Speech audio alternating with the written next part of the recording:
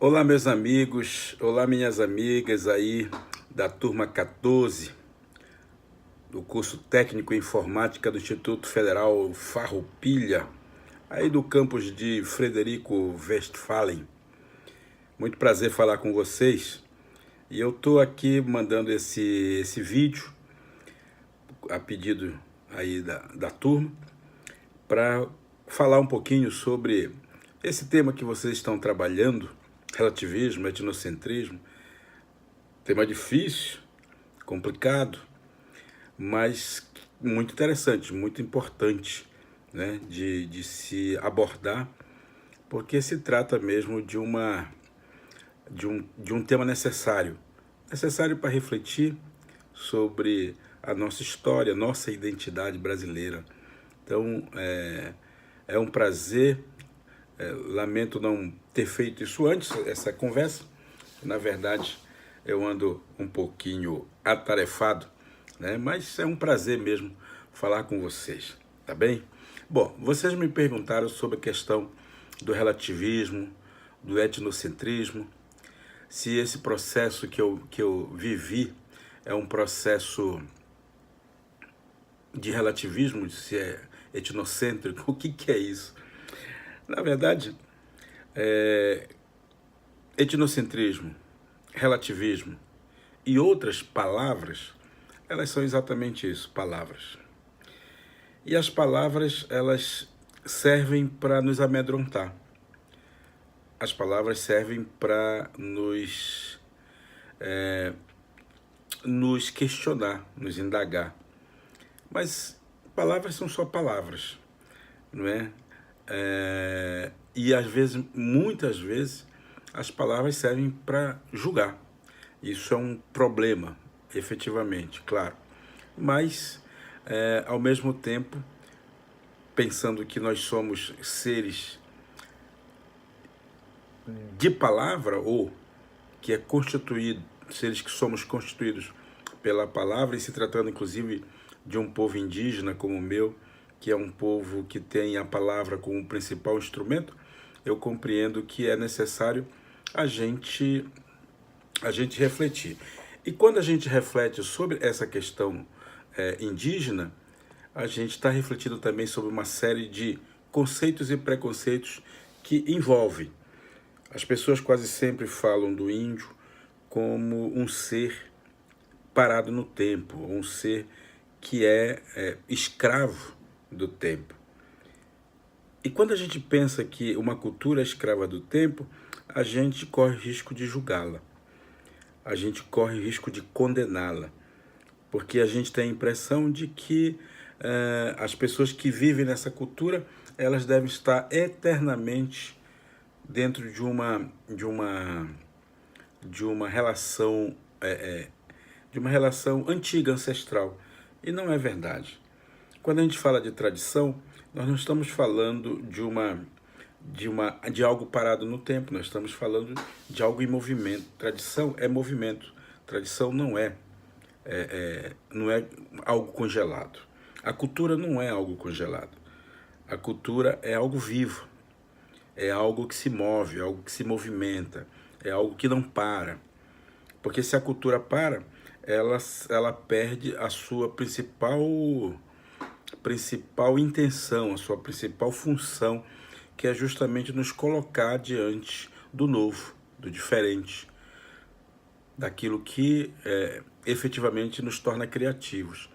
Então, quando as pessoas pensam nas populações indígenas, quase sempre elas acreditam que para alguém ser índio, que é um termo que eu não gosto, precisa repetir gestos, repetir a tradição, repetir modos de repetir o jeito de ser antigo. Então, alguém como eu, que tenho essa origem indígena, nessa concepção, as pessoas tendem a dizer que eu devo continuar de acordo com a tradição dos meus ancestrais. A continuidade da minha ancestralidade não está nos meus gestos, e não está no meu adereço, naquilo que eu visto, naquilo que eu uso, mas está sobretudo na formação que eu trago, no jeito como eu consigo me relacionar com o mundo que está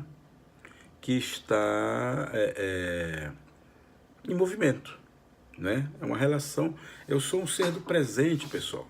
Eu não sou um ser do passado.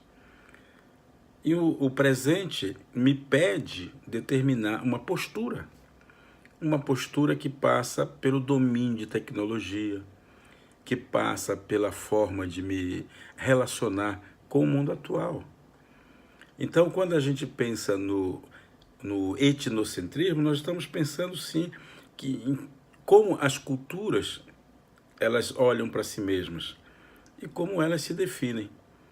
Obviamente que, do ponto de vista antropológico, o etnocentrismo está presente em todas as culturas, né? Nós somos etnocêntricos, todos nós somos. Então, quando eu penso no meu povo Munduruku, eu estou pensando que esse é a minha gente verdadeira, a gente que eu defendo, a gente que eu pertenço.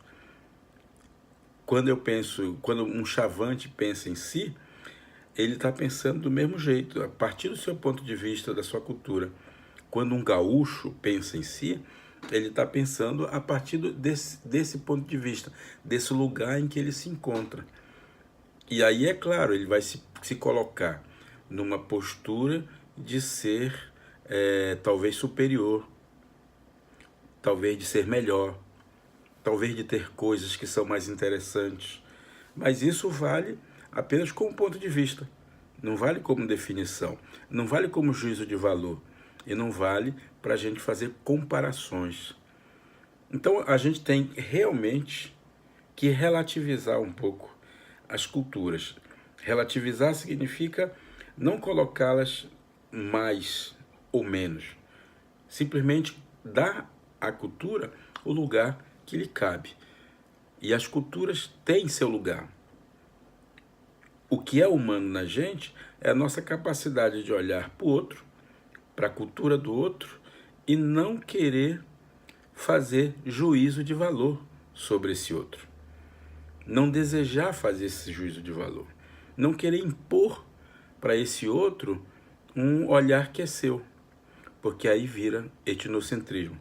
Um etnocentrismo que normalmente está ligado à tentativa de dominar uns aos outros.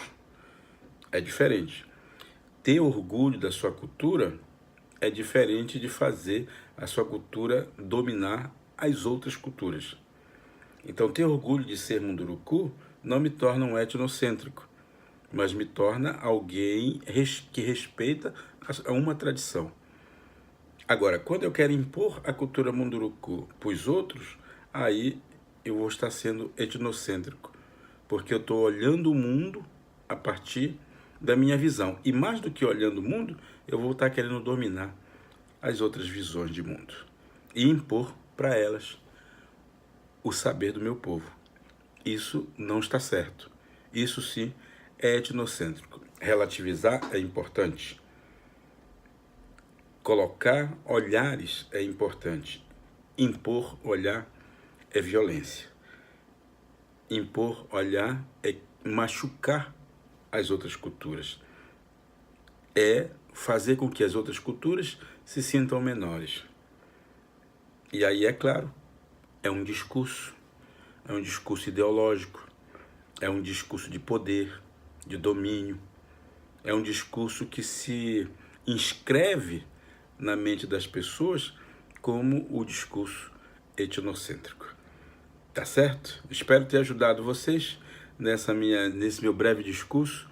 Bom trabalho para vocês aí, espero que vocês curtam esse momento. Estudar é algo extremamente importante, não para nos tornar melhores que os outros, mas para nos tornar cada vez mais humanos. É isso que eu espero de vocês. Foi para isso que eu estudei, para ser humano, um humano melhor.